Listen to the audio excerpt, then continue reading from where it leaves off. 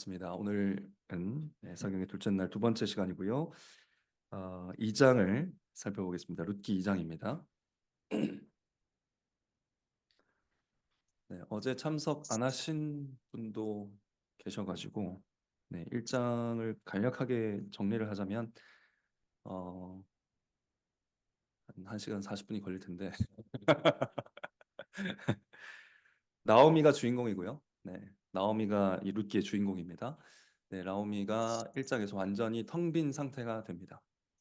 그렇게 된 이유는 교회가 텅 빈 상태가 되었기 때문인데 어, 왕을 잃어버리고 또 왕이신 하나님을 잃어버리고 또 왕의 통치 아래서 받는 안식과 복도 잃어버리고 그렇게 하나님에 대한 지식을 잃어버린 그런 교회의 상태 속에서 룻이 모든 것을 잃어버린 상태가 되었습니다. 남편도 잃었고요.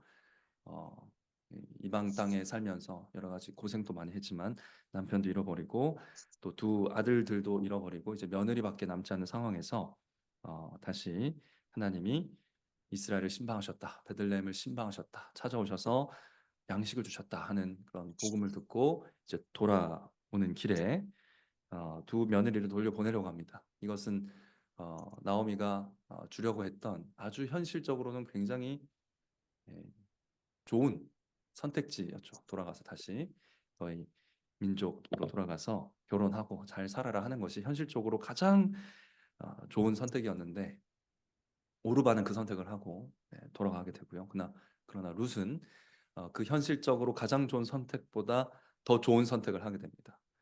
즉 시어머니를 붙쫓아서 그분의 백성을 나의 백성으로, 그분의 하나님을 나의 하나님으로 삼고 살아야겠다. 그러면서 나오미를 섬기면서 살아야겠다라는 좀 이성적으로 이해할 수 없는 합리적이지 않은 그러나 하나님의 나라의 관점에서는 아주 탁월한 그런 선택을 하게 됩니다. 그렇게 어제 이야기가 끝났고 그렇게 베들레헴으로 돌아왔습니다. 우리가 어제 22절을 사실 안 봤어요. 1장 22절로 오늘 강의를 시작하도록 하겠습니다. 22절은 2장 전체 예고편이라고 할 수 있습니다. 22절 한번 읽어보겠습니다. 시작. 나오미가 모압 지방에서 그 자부 모압 여인 룻과 함께 돌아왔는데 그들이 보리추수 시작할 때에 베들레헴에 이르렀더라 합니다.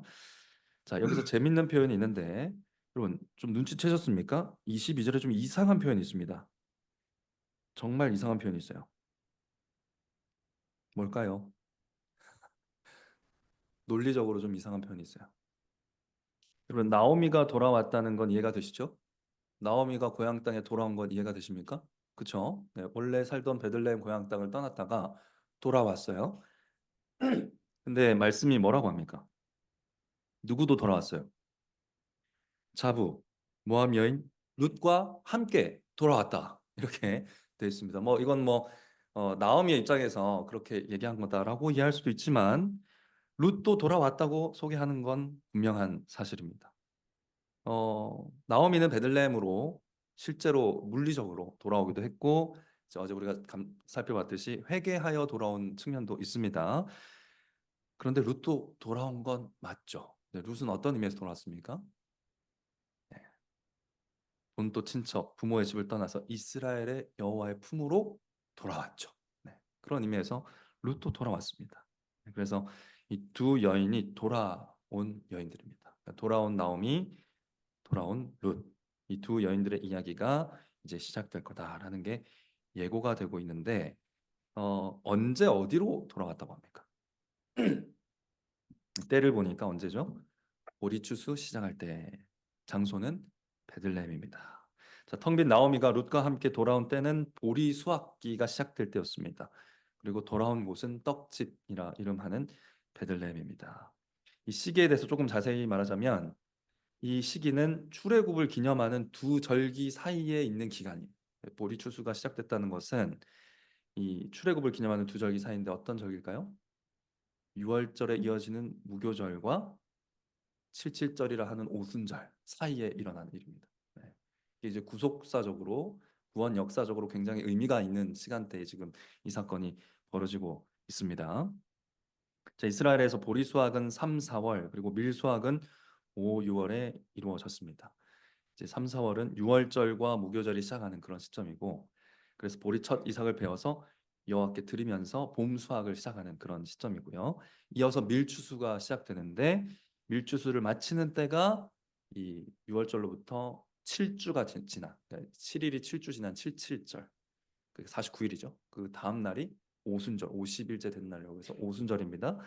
그래서 오순절에 이제 추수를 마치게 되는데, 그 사이에 일어난 일이에요. 2장 3장 이야기가 그런 이야기라는 것을 기억하면 좋을 것 같습니다. 그러니까 사실 2장을 부활절에 읽고 3장을 오순절에 읽으면 딱 맞는 그런 성경이 되겠습니다.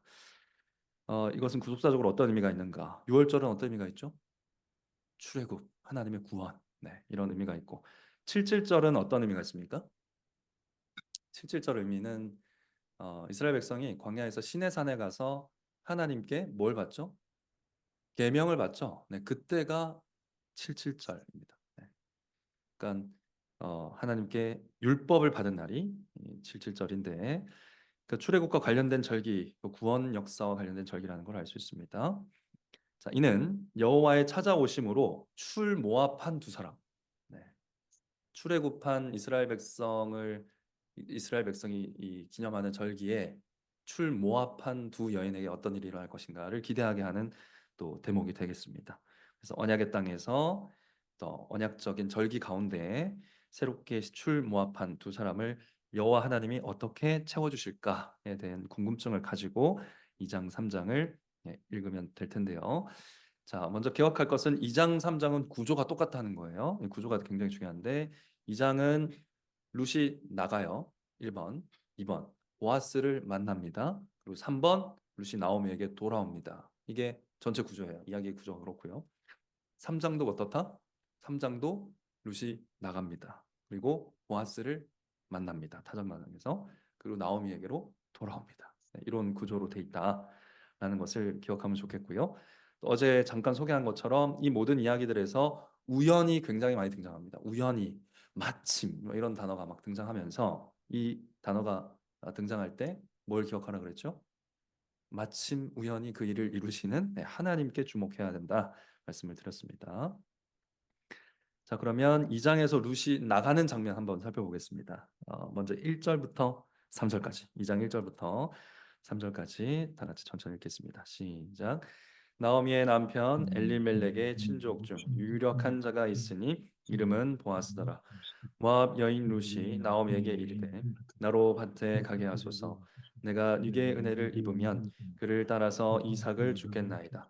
나오미가 그에게 이르되, 내 딸아 갈지어다 하매, 룻이 가서 베는 자를 따라 밭에서 이삭을 줍는데 우연히 엘리멜렉의 친족 보아스에게 속한 밭에 이르렀더라. 아멘. 자, 1절과 3절 사이에 2절이 껴있다, 이렇게 이해하시면 되겠습니다. 1절과 3절을 보면 누가 소개되냐면 엘리멜렉이라는 이름 나오고요. 엘리멜렉의 친족 보아스라는 표현이 나옵니다. 그 사이에 2절에 보면 룻이 이삭을 주우러 가는 장면이 나오죠. 그러니까 이 두 사람이 나오미의 텅 빈 삶을 6월절과 오순절 사이에 채우게 될 사람이다 하면서 소개를 하고 있는 거예요. 그러니까 등장인물을 소개하고 있습니다. 자, 먼저 보아스는 누구인가? 보아스를 누구라고 소개합니까? 첫째, 그는 나오미의 남편 엘리멜렉의 친척이다 그러죠. 그리고 둘째로 그는 유력한 자랍니다. 그러니까 엘리멜렉의 친족이면서 유력한 자다라는 게 이제 이 보아스에 대한 소개입니다.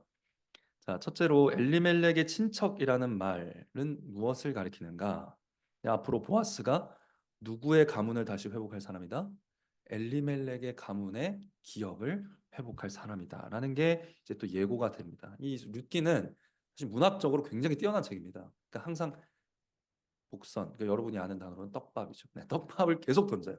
이런 일이 일어날 겁니다. 이 사람이 뭘 할 겁니다를 계속 던집니다. 그리고 나중에 다 회수합니다.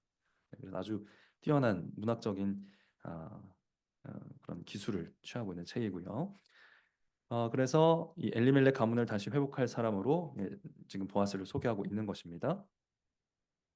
그리고 이제 이 룻기에서 좀 중요한 두 가지 법이 있어요. 기업 무르기라는 법이 있고, 계대 결혼이 좀 말이 어려운데 계대 결혼이라는 법이 있어요. 나중에 제가 자세히 할 겁니다. 근데 이 두 가지 법의 가장 중요한 사람이 누구냐면 친족이에요. 그래서 친족이라는 말도 굉장히 중요한 단어입니다. 그래서 앞으로 이 친족 보아스가 어떤 일을 할 것인가도 또 기대하면서 보도록 지금 우리를 이끌고 있다라는 것을 기억하면 좋겠습니다. 그리고 둘째, 유력한 자라고 하는데 이제 히브리어로 깃보르 하일이거든요. 유력한 자. 이 깃보르는 강한이라는 뜻이고 하일은 힘, 능력, 부 뭐 이런 뜻이에요. 권력 이런 뜻입니다. 도덕적인 탁월함을 뜻하기도 합니다. 그러니까 이 둘을 합치면 강하고 능력 있는 자, 부유하고 권세 있는 자, 성품이 좋고 용감한 자, 뭐 이렇게 다양하게 번역이 될 수 있는 사람입니다. 그러니까 힘과 용맹함을 지닌 전쟁 영웅으로도 묘사될 수 있는 그런 단어입니다. 아마 이 보아스는 이 세 가지 의미를 다 가지고 있었던 것 같아요. 보아스는 부유하고 권세 있고 성품도 좋고요. 나중에 보니까 율법 전문가예요. 당대 율법 전문가란 뭔가를 판단할 수 있는 재판관의 위치에 있는 사람이거든요. 네, 그렇게 할 수 있을 정도로 아주 율법에 있어서도 전문가고 탁월한 사람입니다. 한마디로 사기캐다. 네, 다 갖춘 거죠. 네, 다 갖춘 사람이에요. 그러니까 보아스는 더 채울 게 없는 사람으로 소개가 됩니다.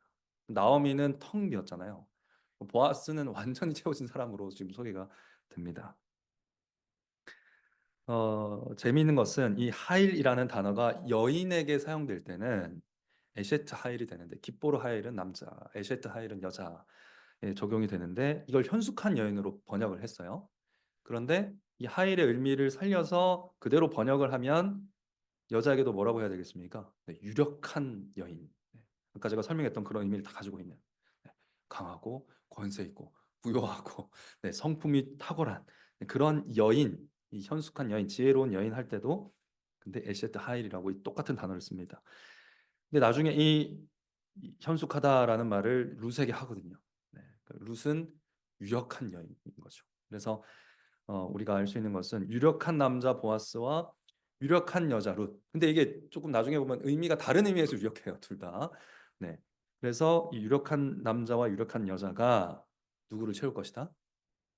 텅 빈 나오미를 채울 것이다.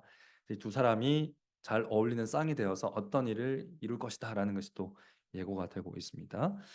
자, 그 사이에 이제 룻이 소개되죠. 네, 룻은 2절에서 소개가 되는데 그의 행동을 통해서 소개가 되고 있습니다. 아마 나오미는 여전히 애가를 부르면서 슬픔에 잠겨 있었던 것 같아요. 하나님의 사랑이 내게 있는가? 내게 여전히 하나님이 계신가? 이런 울부짖음으로 상심해 있는 가운데 있었던 것 같습니다. 그래서 고향에 돌아왔지만 그냥 방에 있어요. 네. 은둔형 외톨이처럼 그냥 방에 있습니다. 방 밖으로 나가지 못하는 거죠. 그래서 주도적인 역할을 하지 못합니다. 아마도 생계를 위해 이삭을 줄 만한 체력도 없었던 것 같아요. 그 이삭 줍는 게 굉장히 어렵거든요. 계속 이제 허리를 굽혔다가 폈다가 해야 되는. 네, 지금 우리 청년분들은 그게 뭐가 어려운지 잘 이해를 못 하시겠지만 저는 이제 압니다. 저는 이제 알아가고 있어요. 아, 이게 너무 힘든 일이구나. 허리를 굽히는 거. 그럼 뭐 머리 감으면서 허리 아프다 이런 생각 안 해보셨죠 아직? 네, 전혀 모르는 얼굴입니다. 네, 근데 이제 제 나이 윗대에 계신 분들은 다 아시죠? 네, 머리 감으면 허리가 아픕니다. 그런 네, 상태였던 것 같아요. 네, 그래서 전혀 이제 일을 하지 못한 상황에서 룻이 나갑니다. 네. 근데 룻이 이제 주도적으로 이제 나오미를 위해서 일하기 시작하는데 그럼 룻도 뭐 슬픔이 없었겠어요? 네. 룻도 남편 이렇고 뭐 이렇게 지금 이방인 땅에 와가지고 이민 와가지고 뭐 다 외국인이죠. 네, 다 종교 뭐 지금 이제 하나님께로 돌아왔지만 사실 다 사람들이 나를 이방인으로 보고 있죠. 그러니까 여러분들이 외국인 노동자들 보는 시선을 지금 네, 룻이 받고 있었어요. 받을 수 있다고 예상되는 그런 상황이었습니다. 실제로 노동을 하러 가죠 지금. 그러니까 그런 두근거림이 있었을 거예요. 두려움도 있고 네, 어떤 마음의 떨림이 있었을 겁니다. 그런 부담을 보여주는 단어가 뭐냐면 2절에 룻이 뭐라고 소개합니까? 룻을 모압 여인이 다 소개하죠. 네, 모압 여인, 모압 여인입니다. 네, 외국인, 이방인, 노동자예요. 그런데 부담을 느끼면서도 룻은 자신이 나오미를 돌보겠다고 맹세한 맹세를 잊어버리지 않고 즉시 나갑니다. 당장 먹을 게 없잖아요.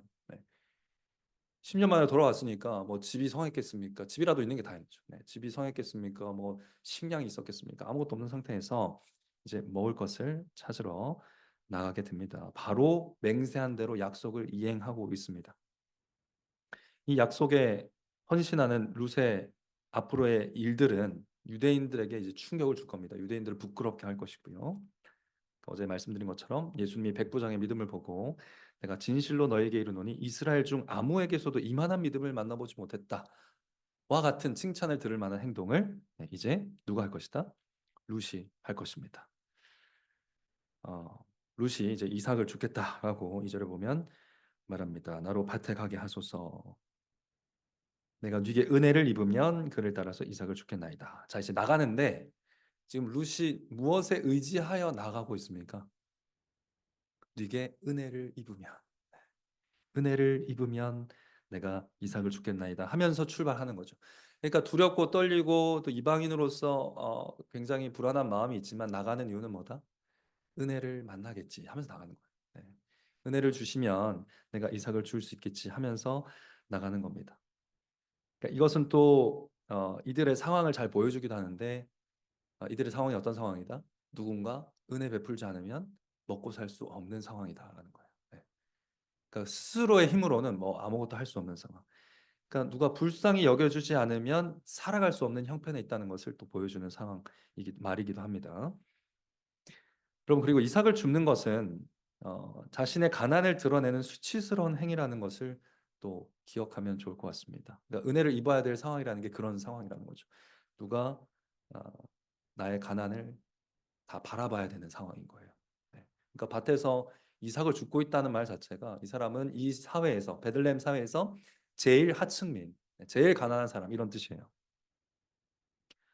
뭐 마치 오늘날 폐지를 주우며 살아가는 사람처럼 최소한의 생계를 유지하는 행위가 뭐였냐면 이삭 줍기였어요. 남의 밭에 추수하고 남은 이삭을 줍는 행위가 바로 폐지를 주는 것과 같은 그런 행위로 생각하시면 됩니다. 그 일은 몸이 고된 일이기도 하지만 어떤 게 더 힘들겠습니까? 네. 폐지 주우시는 분들이 뭐가 더 힘들까요? 네. 그 사람들의 시선이죠. 사람들의 시선. 내 가난이 다 만천하에 공개되어 있는 그런 시선 때문에 더 힘들 거예요. 그러니까 나오미는 더 나오지 못했을 것 같습니다. 이 베들레헴에서 한때 존경받고 사랑받던 그런 나오미였기 때문에 어, 이 룻이 나가겠다 했을 때 따라 그렇게 하라라고 바로 허락하거든요. 그러니까 나오미로서는 정말 나가지 못할 그런 형편에 처해 있다라는 것을 짐작할 수 있습니다. 룻은 나오미가 해야 될 수고와 또 나오미가 처할 수 있는 학대의 위험이 있는 곳으로 지금 나가고 있습니다. 룻은 젊어요. 추정컨대 20대 중반쯤으로 예상이 됩니다. 많이 잡아야 20대 후반으로 잡을 수 있는 그런 여인인데 여인 혼자 밖으로 나가는 것 자체가 여러분 이 시대가 어떤 시대다? 사사시대예요. 엉망진창의 시대입니다. 그런데 남자들이 우글거리는 밭으로 간다. 학대를 당연히 예상하고 가야 돼요. 또 어떤 그 이상의 범죄도 어느 정도 예상을 하고 대비를 하고 가야 되는 그런 상황입니다. 그럼에도 불구하고 나갑니다. 이것이 바로 룻이 나오미에게 여전히 계속해서 보이고 있는 헤세드입니다. 이때 룻이 나갈 수 있었던 이유는 하나님의 은혜. 나의 하나님이라고 고백한 그 하나님이 은혜 주실 것을 간구하면서 지금 집을 나서고 있는 거예요. 나오미에게 헤세드를 실천하기 위해서 나오미의 수치를 대신 받으러 지금 나가고 있습니다. 그런데 우리는 1절과 3절 사이에서 2절을 읽으면서 이 은혜를 또 누가 주게 될 것이라는 것을 기대하게 됩니까? 유력한 자 보아스가 이 룻을 앞뒤로 다 감싸고 있죠. 그래서 이 보아스가 룻에게 은혜 베풀 자가 아닌가 기대하면서 읽게 됩니다. 그래서 하나님께서 보아스를 통해서 은혜 주시지 않을까라는 것을 소망하면서 성경을 읽게 하는데 과연 그러한가? 4절을 한번 읽어보겠습니다. 4절 시작. 마침 보아스가 베들레헴에서부터 와서 베는 자들에게 이르되 여호와께서 너희와 함께 하시기를 원하노라. 그들이 대답하되 여호와께서 당신에게 복 주시기를 원하나이다. 자, 마침 동그라미 하겠죠? 네. 마침. 그러니까 3절 보면 룻은 우연히 어디에 이릅니까? 엘리멜렉의 친족 보아스에게 속한 밭에 이르렀는데 그때 마침 누가 또 거기에 왔다? 그 밭의 주인인 보아스가 그 밭에 이르렀다. 자, 이 이면에 누가 계시다고요? 하나님이 역사하고 계십니다. 그러니까 룻과 보아스에게 마침 일어난 일 속에서 우리는 하나님의 섭리를 보는 겁니다. 그래서 잠깐 웨스트민스터 신앙고백서를 언급하자면 5장 섭리 제2항에 보면 이런 내용이 나옵니다. 모든 일은 제1원인자 되신 하나님의 예지와 작정의 관련 속에서 불변하고 무하게 일어나지만, 그러니까 모든 일이 하나님의 뜻대로 일어난다는 거예요. 주권적으로 일어납니다. 그러나 동일한 섭리에 의해서 그분은 제2원인자들의 본성에 따라서, 그러니까 사람의 본성에 따라서 필연적으로 혹은 자유롭게 혹은 비연적인 일이라고 이제 우리가 해석하는데, 한마디로 마침 일어나는 일, 네, 우연히 일어나는 일, 우발적으로 일어나는 그 일을 통해서 그 일이 일어나도록 명하신다. 이게 웨스트민스터 신앙고백서 내용입니다. 그러니까 이 내용이 지금 여기 나오는 거예요. 네, 그 비연, 네, 그 마침, 그 우연히가 지금 일어나고 있습니다. 우발적인 사건 속에서 하나님은 나오미에게 은혜의 일을 지금 시작하고 계신다. 마침 룻을 그 밭으로 인도하신 분도 하나님이시고 마침 그때 자기 밭으로 오도록 보아스를 인도하신 분도 하나님이십니다. 그런데 그 섭리가 지금 감춰져 있기 때문에 마침, 우연히 이런 표현을 지금 쓰고 있는 것이죠. 그런데 여러분, 사실 이보다 훨씬 이전에 몇백 년 전에 하나님은 섭리 가운데 이미 나오미를 위한 은혜를 준비하고 계셨습니다. 바로 모세가 율법을 선포할 때, 모세가 율법을 선포할 때 하나님의 눈에는 나오미가 있었습니다. 그러니까 오늘 이 일이 일어나기 위해서는 율법이 필요하거든요. 네. 율법 때문에 이 모든 일들이 다 가능해진 거거든요. 하나님께서 율법을 주실 때 이미 그 눈에는 나오미가 있었다라는 것을 기억할 필요가 있습니다. 그럼 고대 근동 문안 어디에도 율법과 같이 배고픈 사람들의 편에 서 있는 법이 없어요. 율법에서 하나님이 뭐라고 정하셨는지 한번 살펴볼 텐데, 사경의 묘미는 성경 찾는 거 있어요. 레위기 19장 9절 한번 찾아보겠습니다. 레위기 19장 9절에서 10절 말씀 성경 한번 찾아보겠습니다. 어제는 밤이어가지고 마음이 바빠가지고 제가 다 읽었지만 오늘은 하나도 안 바쁩니다. 다 찾아서 읽겠습니다. 레위기 19장 9절 10절 읽어보겠습니다. 시작. 너희 땅에 곡물을 벨 때에 너는 반 모퉁이까지 다 거두지 말고 너의 떨어진 이삭도 줍지 말며 너희 포도원의 열매를 다 따지 말며 너희 포도원에 떨어진 열매도 줍지 말고 가난한 사람과 타국인을 위하여 버려두라. 나는 너희 하나님 여호와니라. 네, 뭐라고 하죠? 곡물 추수할 때 어떻게 해라? 모퉁이까지 다 거두지 마라. 네, 그 끝에 있는 짜투리까지 다 걷어가지 말고 이제 추수를 하다 보면 이제 뭐 낫으로 했을 거 아닙니까? 트랙터도 없고. 네, 그러면 이제 낫으로 베다 보면 흘러요. 네, 떨어집니다. 그거 줍지 마라. 포도원에 열매 딸 때 다 따지 마라. 네, 너희 포도원에 떨어진 열매 줍지 말아라. 포도 따라 보면은 몇 개씩 다 떨어질 거 아니에요? 그건 누구 거다? 네, 가난한 사람과 누구? 탁구인을 위해서 버려두라. 나는 너희 하나님 여호와니라. 네, 이거 하나님의 명령이다 라면서 꼭 지키라고 명령하고 계십니다. 그리고 신명기 24장 19절, 20절, 21절도 한번 읽어보겠습니다. 신명기 24장 19절부터 21절까지입니다. 신명기 24장 19절에서 21절. 네, 읽어보겠습니다. 시작. 내가 밭에서 곡식을 벨 때에 그 한 뭇을 밭에 잃어버렸거든. 다시 가서 취하지 말고 객과 고아와 과부를 위하여 버려두라. 그리하면 내 하나님 여호와께서 내 손으로 하는 범사에 복을 내시리라. 그 가지를 다시 살피지 말고 그 남은 것과 것은 객과 고아와 과부를 위하여 버려두며 내가 내 포도원에 포도를 딴 후에 그 남은 것을 다시 따지 말고 객과 고아와 과부를 위하여 버려두라. 아멘. 네, 여기도 보시면 아주 디테일하게 조금 더 자세하게 나오죠. 한 더미를 말합니다. 그러니까 한 더미 곡식을 밭에 두고 온 것을 잊어버렸거든. 맞다.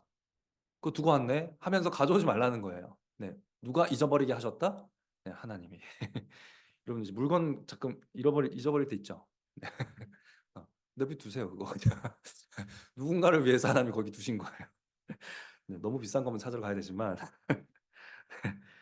여러 개 중에 하나 정도 잊어버렸다. 그럼 하나님이 누군가에게 주셨구나 하고 네, 둬야 됩니다.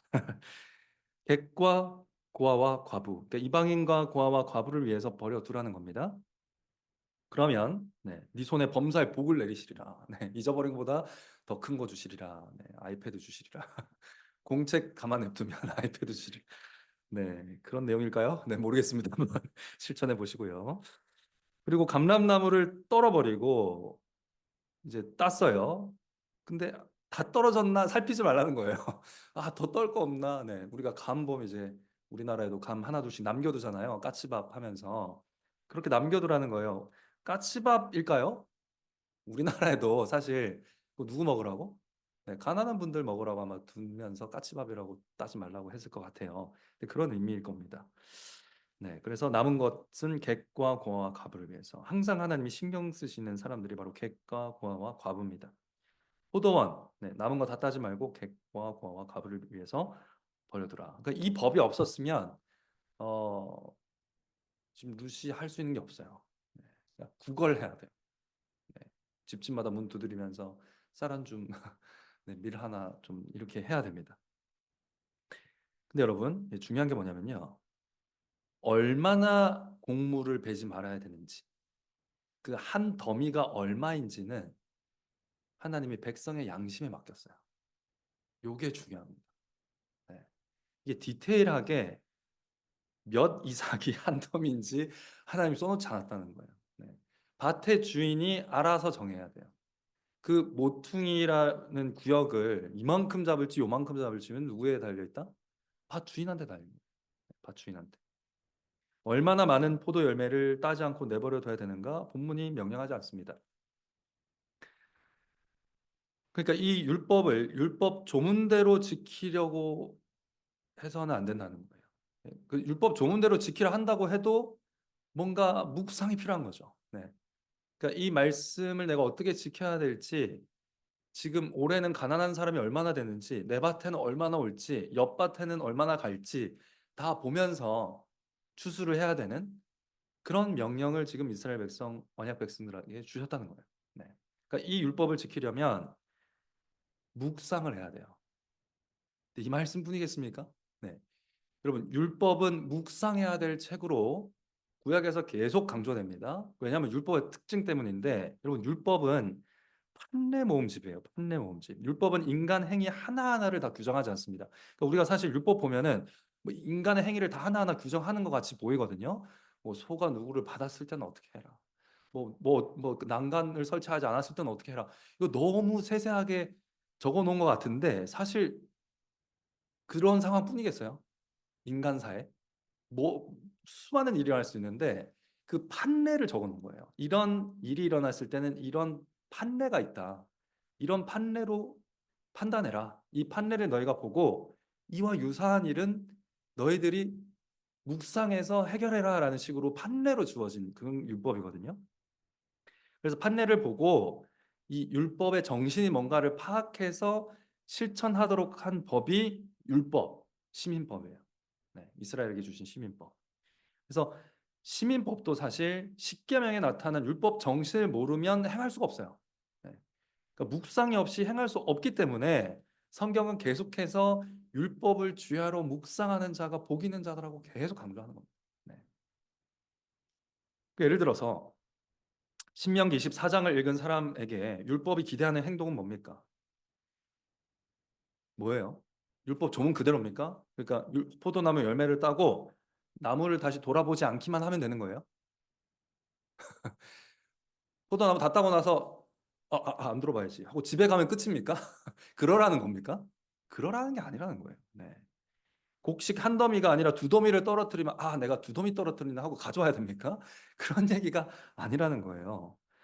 예, 예라고요, 예. 이 예를 보고 묵상해야 된다고요. 왜 이걸 명하셨을지를 생각해야 이 율법을 따를 수가 있습니다. 왜 이 율법을 하나님이 주셨는가 그 마음을 읽어야 제대로 지킬 수 있는 법이 하나님의 율법이에요. 그러니까 가난한 자가 주워갈 수 있는 이삭을 모퉁이에 남기라는 법을 주신 하나님의 뜻이 뭐겠습니까? 너희 중에 가장 가난한 자라도 음식을 먹지 못하게 해서는 안 된다. 네, 그 얘기예요. 네. 너희 중에 가장 가난한 사람, 밭이 없고 빌어 먹어야 될 그런 사람이라 할지라도 그들에게 먹을 걸 주라는 거예요. 네. 그 얘기를 지금 율법을 통해서 파악해야 된다는 거죠. 그래서 성경에는 묵상이라는 말이 수도 없이 등장하는 겁니다. 그러니까 이 명령을 주신 하나님의 뜻을 묵상하지 않으면 두 가지뿐이 없어요. 순종하지 않고 살거나 바리새인처럼 순종하거나. 네. 우리 말씀을 묵상하지 않으면 아예 말씀을 지키지 않으며 살거나 아니면 사람들의 눈에 지키는 것처럼 보이게 살거나 둘밖에 없습니다. 그러니까 여러분이 성경을 읽고 설교를 듣더라도 묵상하지 않으면 두 길밖에 없어요. 안 지키고 살거나 지키더라도 사람의 눈의 기준에 맞게 지키거나 둘밖에 없어요.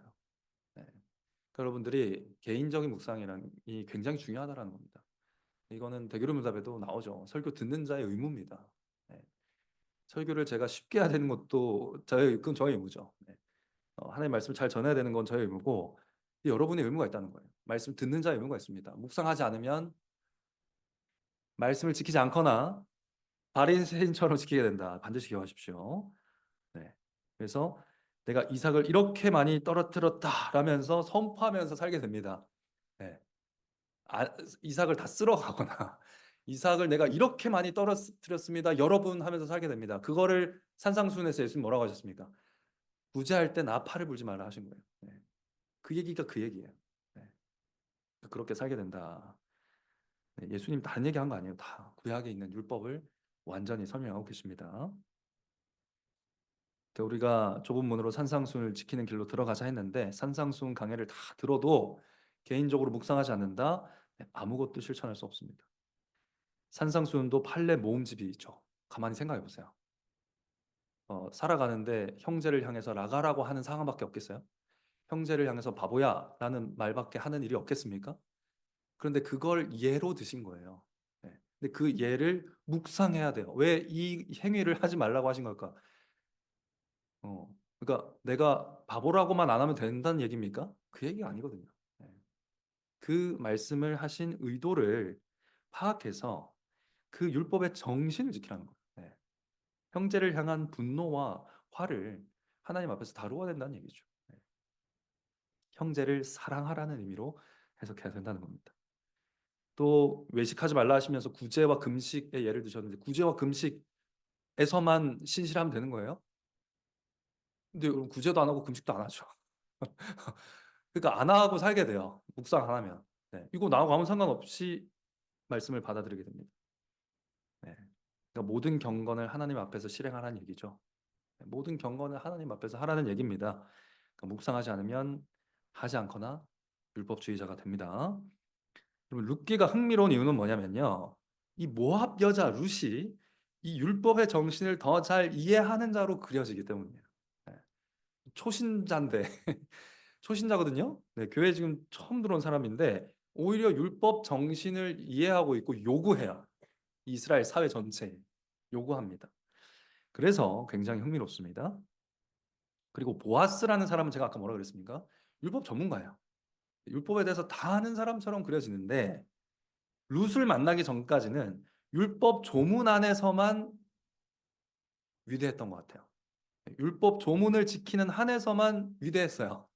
근데 룻을 만나면서 그 조문을 뛰어넘어 율법 정신을 제대로 깨닫고 행하게 됩니다. 네, 그것을 우리가 오늘 보게 될 것입니다. 자, 보아스가 일단 밭에 왔어요. 네, 보아스와 일꾼들의 대화가 시작되죠. 근데 평화의 인사를 나눕니다. 뭐라고 인사합니까? 보아스가 뭐라고 인사하죠? 네. 그렇게 인사합니다. 그 일꾼들이 또 뭐라고 인사합니까? 네, 한번 인사해 볼까요? 제가 여러분에게 할게요. 여호와께서 너희와 함께 하시기를 원하노라. 네, 이게 평화 인사예요. 우리가 성찬에서 나누고 있는 평화 인사, 그 인사입니다. 네.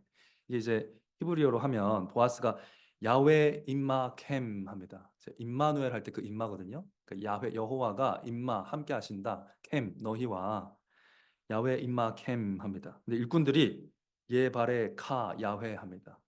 그러니까 예발에 복 주시기를 가 당신에게 야훼 여호와께서 이렇게 복 주시기를 이제 인사하거든요. 그래서 한번 외워볼까요? 네, 야훼 임막 햄 하면 여러분 뭐라고 하면 된다? 예발의 카 야훼 하면 됩니다. 자, 야훼 임막 햄. 이렇게 인사했다는 겁니다. 네, 히브리어 평화 인사인데, 자, 이 인사에서 뭘 알 수 있습니까? 아주 이 여러분 이 땅 주인과 노동자의 관계가 느껴집니까? 아주 평화롭죠. 네, 그러니까 10년의 흉년 끝에 찾아온 풍년으로 인해서 평화와 기쁨이 넘치고 있다라는 게 이 인사에서 드러납니다. 하나님의 신방을 받고 하나님의 함께 하심이 곧 하나님의 복이죠. 그 하나님의 복이 풍년으로 드러날 때 여호와께서 함께 하십니다. 여호와의 복이 임하시기를 이렇게 인사하고 있는 것입니다. 그러니까 풍년이 기쁘기도 하지만 언약적 사랑과 하나님의 복이 베들레헴에 회복됐다는 것을 이제 인사를 통해 누리는 거예요. 우리도 주님 때문에 매주 이 풍년을 누리고 있습니다. 그러니까 평화 인사를 나눌 때마다 성찬 전에 평화 인사 하잖아요. 평화 인사를 나눌 때마다 설교를 통해 하나님의 신방을 받은 언약 백성으로서 그리고 지금 하나님께서 예수님께서 이 상에 가득 차려 놓으신 하늘 양식을 먹을 것을 또 기뻐하면서 서로 이런 의미를 담아서 샬롬하고 인사하면 좋을 것 같습니다. 이렇게 인사를 나눈 후에 대화가 시작되는데 5, 6, 7절 같이 한번 읽어보겠습니다. 시작. 보아스가 베는 자들을 거느린 사환에게 이르되 이는 네 소녀냐? 베는 자를 거느린 사환이 대답하여 가로되 이는 나오미와 함께 모압 지방에서 돌아온 모압 소녀인데 그의 말이 나로 베는 자를 따라 단 사이에서 이삭을 죽게 하소서 하였고 아침부터 와서는 잠시 집에서 쉰 외에 지금까지 계속하는 중이니이다. 네, 재밌는 장면이죠. 자, 나중에 제가 설명하긴 할 텐데 룻이 밭에 가만 우두커니 서 있었던 것 같아요. 네, 보아스가 인사를 딱 하고 보니까 룻이 서 있는 게 보이거든요. 그래서 이는 누구의 소녀냐 이렇게 물어봅니다. 고대 이스라엘에서는 어제 말씀드린 것처럼 여자는 남편에게 속합니다. 네, 네, 그렇기 때문에 뉘게 속하였느냐 이렇게 물은 거예요. 관습에 따라서. 그러자 이 노동자 책임자는 이 밭에 일을 할 분이 일꾼들의 책임자가 사환인데 나오미와 함께 모압 지방에서 돌아온 모압 소녀입니다라고 룻을 소개합니다. 뭘 알 수 있습니까? 뭘 알 수 있습니까? 이 사환의 말을 통해서 뭘 할 수 있나요? 일단 이 사환은 이름을 묻지 않았구나. 룻의 이름도 모르죠? 룻의 이름도 몰라요. 그런데 이 룻에 대해서 다 아는 것처럼 소개를 하고 있죠. 네, 그가 파악한 정보는 뭡니까? 나오미와 함께 모압 지방에서 돌아온 모압 소녀. 굳이 모압을 두 번이나 언급하면서 모압에서 온 모압 소녀. 네, 나오미의 집에 있는 사람인데 모압에서 온 모압 소녀입니다. 이렇게 말하고 있습니다. 이게 지금 베들레헴 사회가 룻을 보는 시각이에요. 네, 이름도 안 중요해요. 네. 이름 뭐 알 필요 있습니까? 네. 이방 지역에서 온 이방 소녀다라는 게 중요한 거예요. 네. 이것을 정체성으로 가지고 있다는 것을 우리가 알 수 있습니다. 그것이 룻의 이름보다 중요하다. 말 그대로 룻은 이방인입니다. 이어서 책임자는 이 이방인 여자가 감히 이 이방인 여자가 감히 요청한 사실에 대해서 전달을 하고 있습니다. 자, 그의 말이 뭐라 합니까? 나로 베는 자를 따라 단 사이에서 이삭을 죽게 하소서 하지요. 그러니까 룻은 율법 조문에 쓰여 있는 만큼만 이삭을 죽겠다고 하지 않고 뭐라고 하느냐? 이삭 베는 자들과 같이 다니면서 베는 즉시 떨어질 때마다 바로 죽겠다라고 얘기하는 거예요. 그러니까 지금 뭐라고 지금 요구하고 있는 거냐면 다 끝에, 추수 끝에 이제 들어가서 주게 되면 어떤 걸 주게 될까요? 노동자들에게 밟힌, 네. 그 추수하면 왔다 갔다 해야 되거든요. 그게 이제 해가지고 안아가지고 다시 갖다 놓고 쌓아놓고 이거 왔다 갔다 하면서 계속 떨어지고 밟히고 뭐 까지기도 하고 이런 거를 주어가요. 룻은 그런 음식으로 어머니를 대할 수는 없겠다라고 판단한 것 같아요. 네. 사람들에게 밟히고 버려진 음식으로 어머니를 봉양할 수는 없다. 네.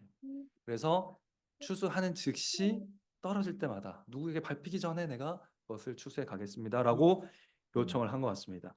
자, 룻이 왜 이런 요구를 했겠습니까? 우리가 여기 생각해야 될 것은 이 때가 언제다? 10년 만의 풍년이에요. 10년 동안 흉년이 있었다는 것은 그 동네에도 가난한 사람들이 룻 외에도 많았다는 얘기예요. 네. 그러면 이 풍년이 든 보아스의 밭에 룻밖에 없었겠느냐? 아니죠. 경쟁자가 있었다는 겁니다. 네. 가난한 사람들이 다 거기 대기하고 기다리고 있는 겁니다. 그러면 누가 제일 불리합니까? 네, 지금 이 사환이 말하고 있는 대로 모압 지방에서 온 모압 여인에게 가난한 사람들이 틈을 주겠습니까? 네, 어디 하면서 욕을 당할 것이고 때로는 폭력을 당할 것이고 밀어뜨림을 당할 것이고 가지고 있는 거 뺏을지도 모르죠. 네, 그런 상황에 놓이게 될 겁니다. 겨우 가지고 갈 수 있다고 해도 쓰레기 같은 음식을 어머니에게 먹어야 된다는 것이 룻에게는 힘들었던 것 같아요. 그래서 룻은 보아스에게 대담하고 터무니없이 보이기까지 한, 이 좀 특권을 요구한 거거든요. 네, 특권을 요구하고 있다. 곡식 베는 자를 따라서 추수할 때 떨어진 새 이삭을 바로 줍고 싶다. 이렇게 제안을 했습니다. 이것은 유대인 주인에게 반감을 살 수 있는 내용이죠. 네, 아니 지금 우리 베들레헴 원래 주민들도 지금 다 지금 저 기다리는 거 안 보여요? 저 뒤에 가 서세요. 줄 안 보입니까? 라고 해야 될 상황이잖아요. 네, 그럴 수도 있는 상황인 거죠. 근데 거기 있다가는 하나도 못 죽게 생겼어요. 네, 그렇게 있다가는 있는 것 몇 개 주워가도 다 뺏기게 생겼습니다. 자, 그러니까 그러나 룻은 도전을 하고 있습니다. 이제 공이 보아스한테 넘어갔어요. 그렇죠? 이제 보아스가 판단해야 됩니다. 아까 말한 것처럼 이거는 보아스에게 큰 고민거리였을 거예요. 이미 다 보고 있어요. 가난한 자들이 대기하고 있는 것도 보고 있고 지금 주인들의 모임도 있지 않았겠습니까? 네, 이 밭 주인들끼리는 서로 알았지 않았겠어요?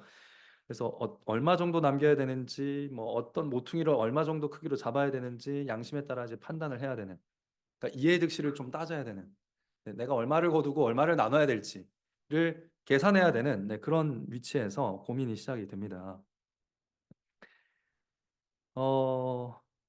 그리고 얻으려고 하는 사람 많은 상황이죠. 그런 이해관계를 다 생각하고 가난한 사람들의 복지도 다 생각해서 정할 것이 많은데 그런 보아스에게 안 그래도 그런 고민을 안고 왔을 거예요. 밭에 왔을 때. 그런데 그런 보아스에게 룻이 율법 조문을 넘어서라고 요청하고 있는 거예요. 율법에는 모퉁이에 남겨두기만 하면 된다고 얘기하고 있지만 저는 같이 거두어야 될 상황이 있습니다라고 지금 요청하고 있는 겁니다. 그러니까 명시적으로 말한 건 아니지만 이 룻은 뭐라고 이 보아스에게 말하고 있냐면 하나님 나라의 율법은 무엇입니까? 라고 묻고 있는 거예요. 네. 나는 이방 여인 모압 여인인데 내가 하나님 나라에 왔습니다. 하나님 나라의 율법은 뭡니까? 라고 지금 이 질문을 보아스에게 던진 거예요. 가난한 자에게도 먹을 것을 주라는 율법 정신을 실현하라는 요구를 이제 보아스가 받게 된 겁니다. 그러니까 율법의 조문만 지키면 되는 현실적인 선행을 넘어서는 율법의 정신. 네. 그러니까 가만히 냅두면 이 이방 여인은 아무것도 가지지 못하고 집으로 돌아가야 되는 상황까지를 고려해서 오히려 그를 이스라엘의 가난한 자보다 조금 앞서야 되는 그런 판단을 요구한 거예요. 현실적으로 할 만한 선행을 능가하는. 사실 이제 보아스가 그래도 뒤에 가서 쓰세요 해도 그게 딱히 보아스가 잘못한 게 아니에요. 율법 조문을 지킨 거잖아요. 네, 적어도 모퉁이 남겨놨고 밭을 열어가지고 가져가도록 했고 안 지킨 게 아니거든요. 네, 그러나 현실적으로 할 만한 그 선행을 능가하는 하나님 나라의 율법의 정신은 무엇입니까? 헤세드가 무엇입니까? 라고 지금 묻고 있는 겁니다. 자, 그런데 그런 이 담대한 요청을 한 룻이지만 이 룻이 이방 땅의 관습, 그러니까 이 베들레헴의 관습을 깡그리 무시한 건 아닙니다. 여기 보면 아침부터 와서는 잠시 집에서 쉰 외에 지금까지 계속하는 중이니이다. 이 말이 무슨 말일까요? 좀 애매하거든요. 한글 성경으로 이 구절을 읽으면 약간 룻이 버릇없어 보여요. 네, 당돌하게 막 진짜 마치 자기 바친 것처럼 내가 여기서 막 같이 가면서 이렇게 거두면 안 되겠습니까? 얘기해 놓고 아침부터 지금까지 뭐 하고 있다? 허락도 안 받고 뭐 하고 있는 거예요? 남의 집 이삭을 다 서려하고 있죠. 이 말씀에 따르면. 그러니까 이 좀 버릇없는 말괄량이 아가씨처럼 보이거든요. 그런데 룻은 아까 처음에 제가 말씀드린 것처럼 옆에 가만히 서 있었습니다. 네. 누군가의 룻이 어떻게 이 집을 출발했습니까? 뭘 얘기하면서 출발했어요? 누군가 은혜를 베풀면 내가 음식을 얻겠나이다 하면서 나갔잖아요. 그런데 어떻게 이런 행동을 할 수 있어요? 은혜를 안 입었는데 허락도 안 받았는데 이렇게 막 남의 밭을 서리할 수 있겠습니까? 네, 그런 거는 우리가 상상할 수 없고 특별히 지금 계속하는 중인이다라고 이게 이 의역인데 여기서 번역한 아마드라는 동사는 기본 의미가 서 있다라는 뜻이에요. 네, 계속 서 있습니다 이런 뜻입니다. 그녀는 도착해서 계속 서 있는 중입니다라고 그냥 직역하는 게 나을 뻔했어요. 네. 그래서 룻은 보아스의 밭에서 주인이 허락할 때까지 다른 밭에 안 가고 아침부터 거기 서 있었다는 거예요. 네.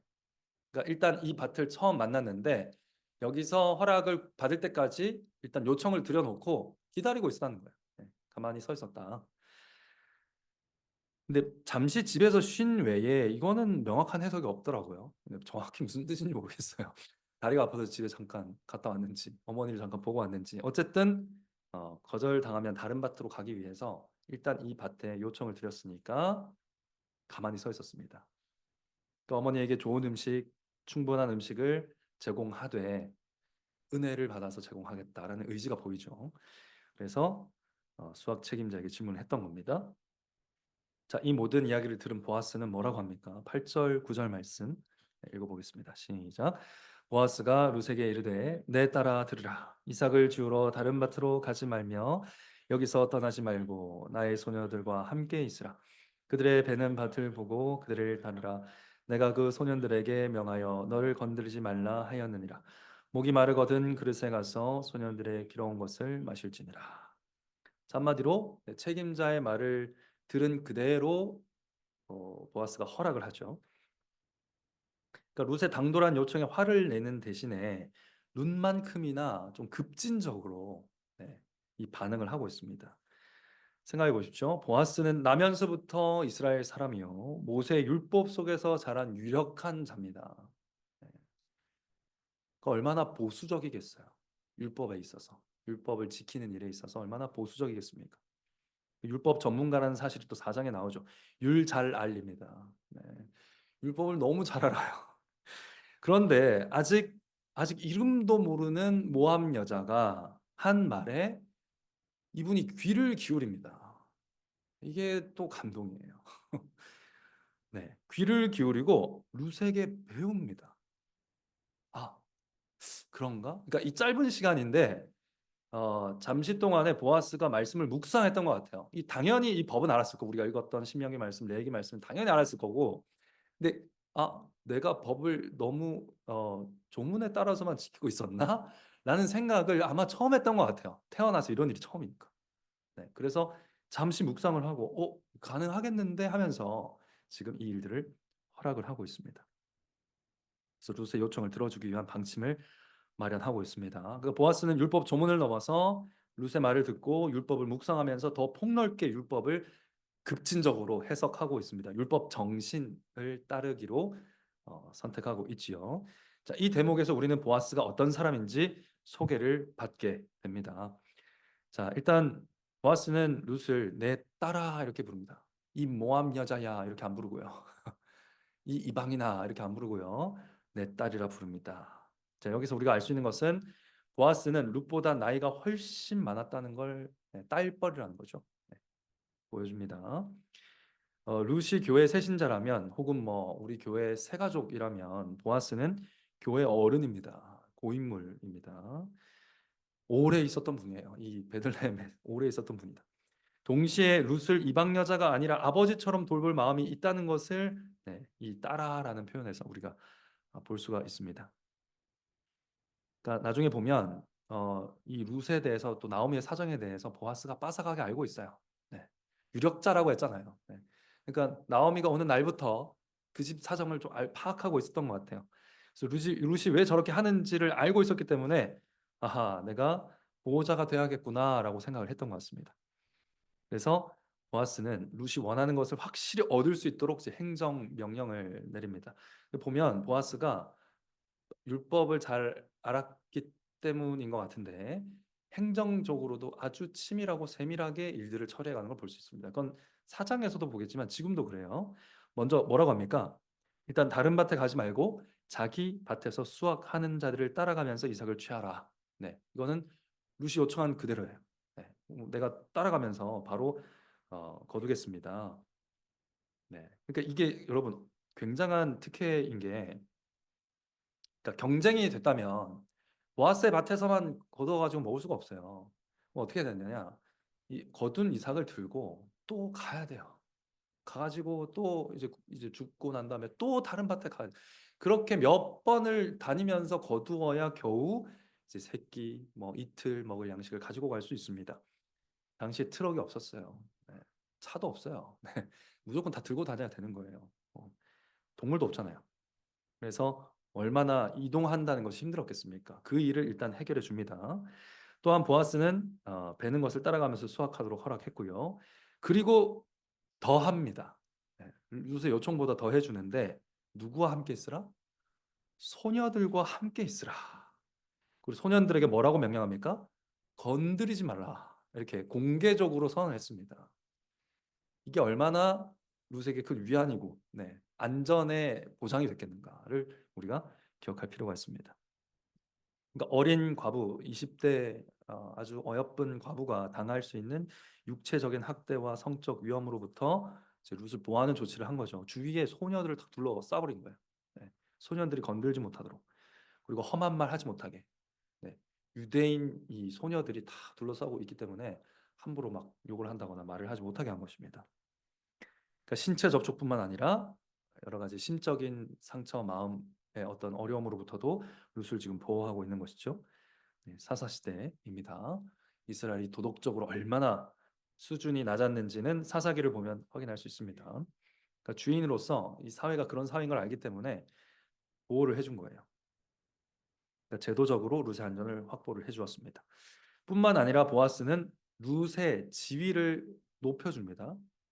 보아스 뭐라고 하냐면 그의 종들이 떠온 물을 룻이 자유롭게 마시게 합니다. 이거는 얘들아 룻을 좀 이방인으로 대하지 말고 좀 제대로 대해야 된다라는 말보다 훨씬 효과적인 지위 상승 효과가 있습니다. 종들이 떠온 물을 마실 수 있다는 말은 무슨 말이죠? 룻은 종이 아니란 얘기예요. 네.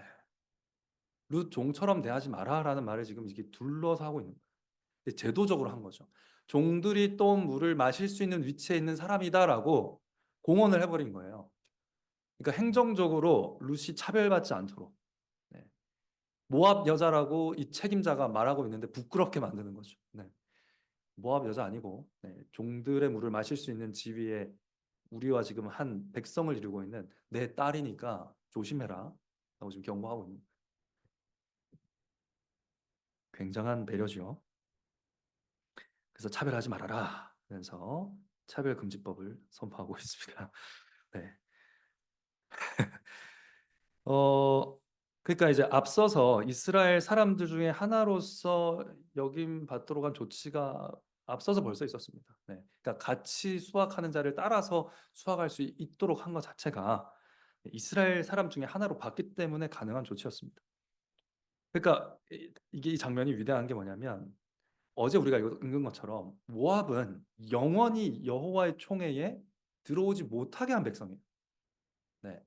그런데 보아스는 지금 뭐라고 했냐면 룻이 하나님의 총회 안에 들어온 하나님의 백성이라고 공적으로 선언하고 있는 거예요. 이 사람이 법률가라는 게 너무 탁월하게 드러나고 있는 장면입니다.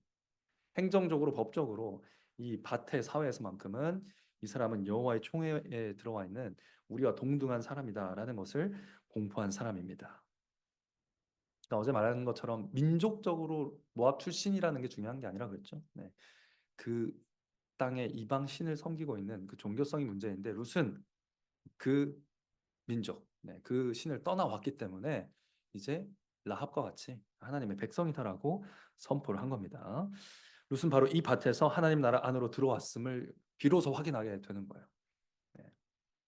그러니까 회원 허입식 하는데 회원 허입식은 을 한다고 해서 그분들이 안에 들어왔다는 것을 경험하는 게 아닐 수 있다는 거죠. 네, 이 안에서 정말 보호와 또 사랑을 경험하게 될 때 아내가 이 교회 안에 들어왔구나를 확인하게 될 것입니다. 네, 그러한 일들이 지금 일어나고 있는 겁니다. 그러니까 어머니의 하나님이 내 하나님이고 어머니의 백성이 내 백성이라는 것을 경험적으로 확인한 첫 번째 경험, 룻에게 일어났던 그 경험을 하게 되니까 룻이 어떻게 됩니까? 10절 읽어보겠습니다. 시작. 룻이 땅에 엎드려 절하며 그에게 이르되 나는 이방 여인이오늘 당신이 어찌하여 내게 은혜를 베푸시며 나를 돌아보시나이까. 자, 룻은 당돌하게 요청하게 했으나 요청보다 훨씬 더 많은 어떤 대우, 존중을 받다 보니까 경의를 표하면서 어떻게 합니까? 엎드립니다. 그러니까 룻이 말괄량이 아가씨가 아니에요. 엎드립니다. 엎드립니다. 어, 그리고 이 질문 있죠. 당신이 어찌하여 내게 은혜를 베푸시며 나를 돌아보시나이까? 나는 이방인이언을, 나는 이방 여인이언을. 이 질문은요. 룻기를 보는 모든 하나님의 백성에게 던지는 질문이에요. 네. 여러분, 보아스는 이스라엘 사람이면서 이방 여인 나그네에게 은혜를 베풀었습니다. 이것은 이스라엘의 정체성이에요. 사실. 그러니까 응당해야 될 일이에요. 출애굽기 22장 21절 한번 읽어보겠습니다. 출애굽기 22장 21절. 시작. 너는 이방 나그네를 압제하지 말며 그들을 학대하지 말라. 너희도 애굽 땅에서 나그네이었음이니라. 여러분, 이스라엘도 나그네였어요. 이스라엘도 남의 나라에서 종살이하던 사람이었다고. 네. 이스라엘도 거기로부터 하나님 아니었으면 은혜 받지 않았으면은 그냥 그렇게 살 그런 인생들이었습니다. 하나님의 은혜로 자유를 얻은 거죠. 그러니까 남편을 잃은 과부처럼 아버지를 잃은 고아처럼 울부짖던 이스라엘도 하나님의 은혜로 아버지의 돌보심으로 헷세들을 얻어서 출애굽한 겁니다. 그래서 지금 이렇게 자유롭게 살고 있는 거예요. 그래서 하나님은 늘 언제나 이 이방인들을 기억하라라고 계속해서 말씀하고 계시고 고아와 과부와 이방인들을 잘 대하라라고 말을 하고 계십니다. 왜냐하면 너희가 너희였다는 거예요. 그들이 너희 정체성이다 라고 말씀하시면서 잘 대하라고 했어요. 그런데 사사 시대에 하나님을 왕으로 섬기지 않는 이 땅의 사람들이 하나님의 뜻을 무시하고 모압 이방 여인이 여기 와가지고 기다리고 있습니다. 라고 감히 노동자의 대표 정도 되는 사람이 무시하고 감히 이런 요청을 했습니다. 라고 말할 정도의 사회. 그리고 엄청난 부담을 가지고 이방인이 밭을 향해 나아가야 되는 그런 상황이 된 겁니다. 그러니까 룻의 입술을 통해서 이스라엘을 깨우고 있는 거죠. 어찌하여 내게 은혜를 베풀며 나를 돌보시나이까? 나는 이방 여인이거늘. 이 일을 해야 되는 사람들이 너희들이다라고 지금 하나님께서 성경을 읽는 모든 자들에게 지금 말씀하고 계신 겁니다. 우리도 이 말씀을 들어야겠죠. 네. 교회로서 우리는 하나님의 뜻대로 우리의 이방인, 우리의 객, 우리의 과부, 우리의 고아 그들에게 보아스가 보인 헤세드와 사랑을 나타내고 있을까? 네. 그것이 우리의 정체성인데 기억하면서 돌아봐야 할 것입니다. 자, 이어지는 말씀에서 보아스는 그가 진정으로 룻을 보살피고 있다는 것을 알려주고 있습니다. 11절, 12절 말씀 함께 읽어보겠습니다. 시작. 보아스가 그에게 대답하여 가로되 내 남편이 죽은 후로 내가 시모에게 행한 모든 것과 내 부모와 고국을 떠나 전에 알지 못하던 백성에게로 온 일이 내게 분명히 들렸느니라. 여호와께서 내 행한 일을 보응하시기를 원하며 이스라엘의 하나님 여호와께서 그 날개 아래 보호를 받으러 온 내게 온전한 상 주시기를 원하노라. 아멘. 그러니까 보아스는 놀랍게도 이 루시한 행동의 본질을 정확하게 꿰뚫어 보고 있었습니다. 그는 분명히 들렸던 룻의 행동이 있다라고 지금 말하고 있습니다. 너의 삶에 대해서 내가 분명히 들어서 알고 있다라고 말하고 있죠. 뭘 들었다고 합니까? 두 가지로 요약하고 있는데, 첫째, 부모와 고국을 떠나서 전에 알지 못하던 백성에게 와서 시어머니를 공경하며 섬긴 일을 내가 들어서 알고 있다라고 하고요. 둘째는 여호와의 날개 아래 보호함 받으러 왔다는 것도 내가 알고 있다라고 두 가지를 말하고 있습니다. 자, 첫째 한번 살펴보겠습니다. 남편이 죽은 후로 시므에게 행한 것과 부모와 고국을 떠나 전에 알지 못하던 백성에게로 온 일. 이것은 룻이 마치 아브라함처럼 본토 친척 아비 집을 떠난 것처럼 시어머니를 붙쫓아서 언약의 땅으로 온 것을 말합니다. 룻은 나오미가 살아있는 동안 베들레헴에 머물겠다고 한 게 아닙니다. 그걸 기억하셔야 돼요. 어머니의 백성을 내 백성으로 삼아서 완전히 국적을 옮겼습니다. 완전히 적을 옮긴 거예요. 그렇게 나오미를 붙쫓아 와서 나오미에게 햇세드를 베풀고 있는 룻에 대한 소식을 보아스가 분명히 듣고 알고 있었습니다. 그러니까 보아스는 룻의 신앙과 햇세드에 대해서 이미 알고 있었다. 그래서 그 요청을 들었을 때 네밧에서 일하라. 네밧에서 이삭을 주워가라. 그렇게 허락할 때 이방인으로 대하지 않고 어떤 사람으로 대했다? 이스라엘 중에 한 사람처럼 대했다는 거예요. 룻을 아브라함의 믿음을 가진 같은 신앙, 아브라함의 자손으로 대했다는 겁니다. 같은 교회에 속한 자로 대했습니다.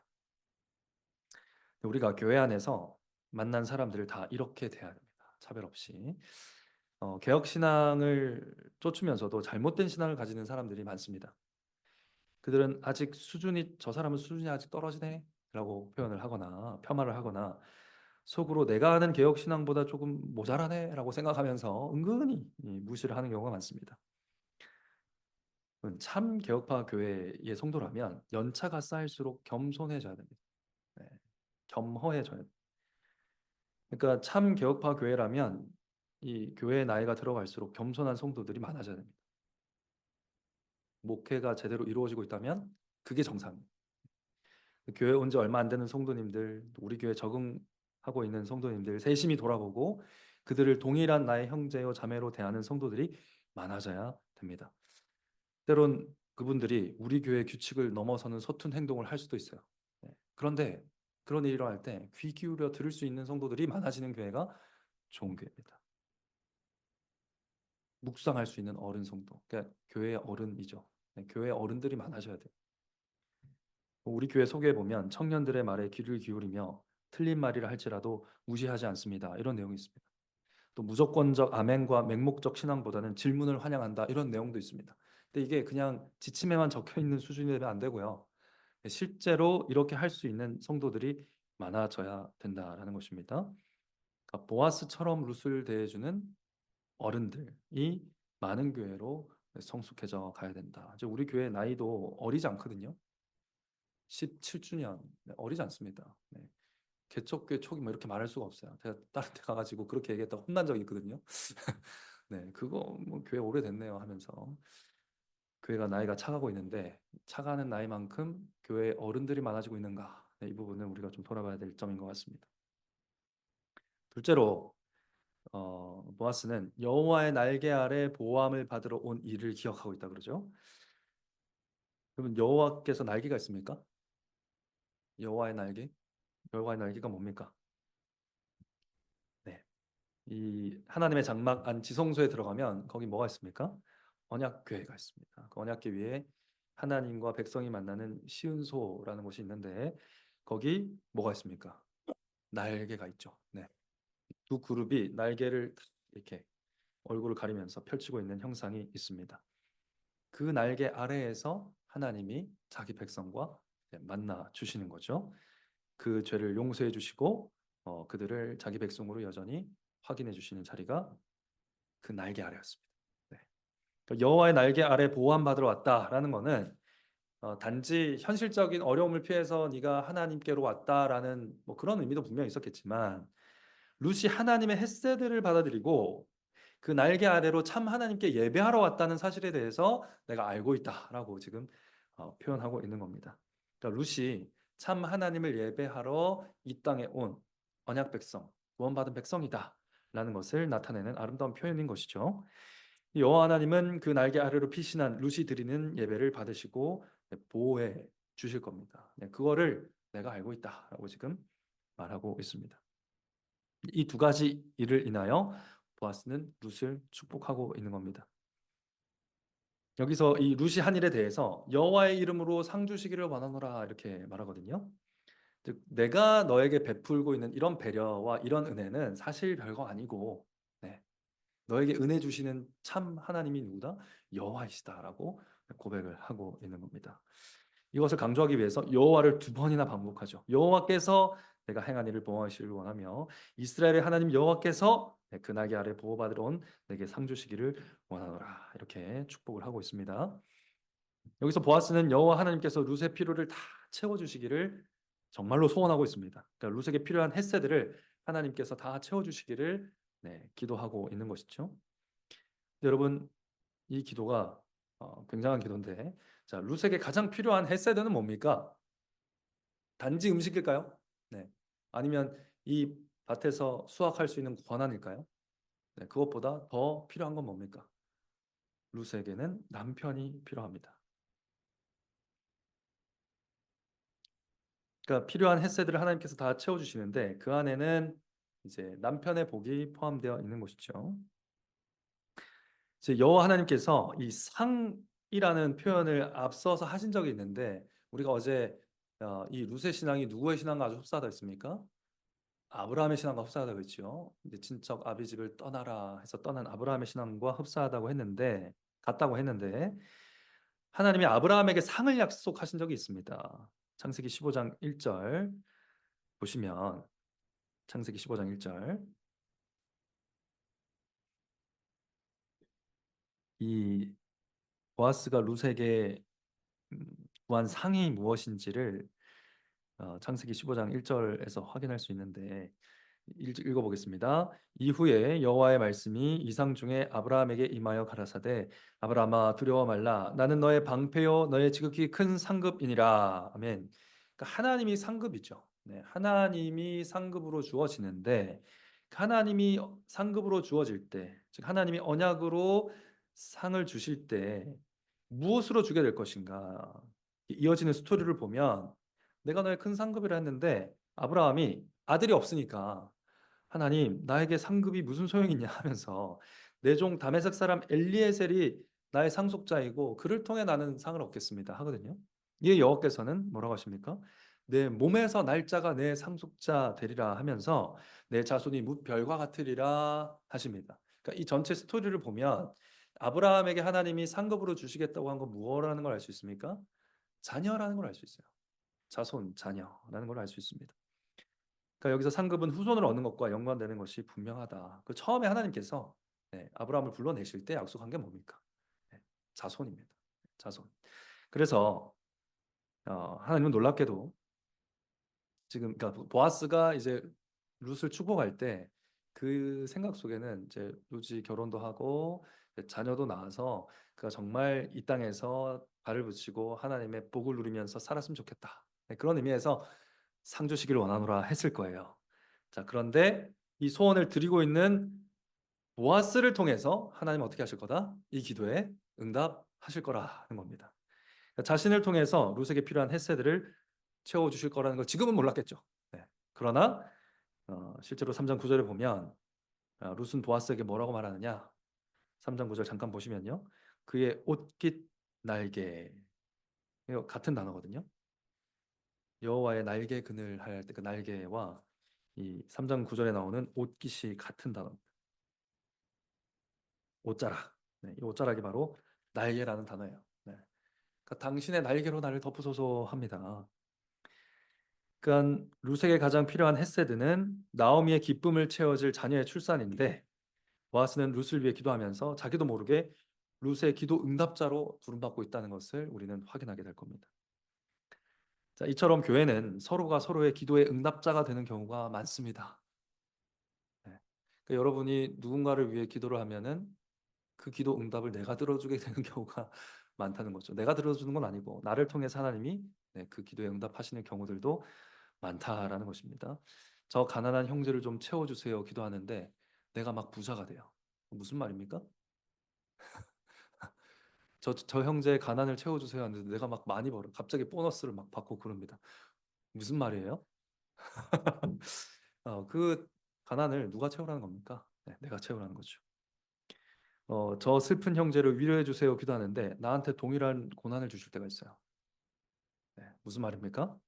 같이 가서 울어라. 그러니까 그렇게 서로가 서로의 기도 응답이 되는 곳이 교회다. 서로가 서로의 골짜기를 채우고 슬픔을 위로하고 또 그렇게 서로 기뻐하게 되는 곳이 교회입니다. 그래서 중요한 게 뭐겠습니까? 서로의 기도 제목을 나누고 기도하는 것 굉장히 중요합니다. 네. 사랑방 모임 굉장히 중요합니다. 네. 모임에서 모일 때마다 나한테 이런 기도 제목이 있어서 기도해 달라고 부탁하는 게 굉장히 중요한 교회에서 서로의 골짜기를 채우기 위해서 굉장히 중요한 것이 바로 서로 기도 제목을 나누는 것입니다. 기도하는 과정에서 내가 그의 응답자로 부름받기도 하고 그 형제 자매가 이제 나를 위한 응답자로 부름받기도 하고 그렇게 서로가 서로를 채우는 그런 교회, 서로에게 서로가 천사가 되는 그런 교회가 좋은 교회겠죠. 그런 교회가 되기를 소망하면서 또 기도해야 될 것입니다. 자, 이에 대해서 룻은 뭐라고 반응합니까? 13절 읽어보겠습니다. 시작.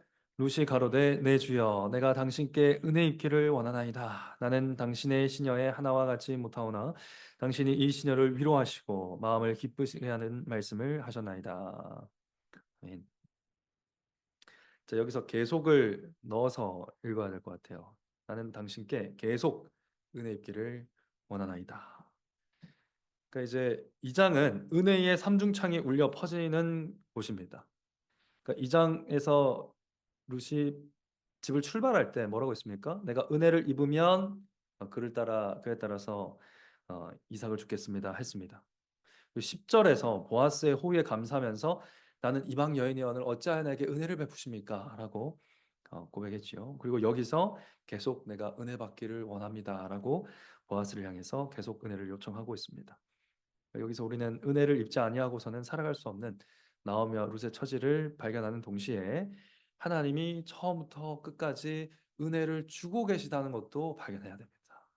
계속 은혜로 함께하고 계심을 보여주고 있습니다.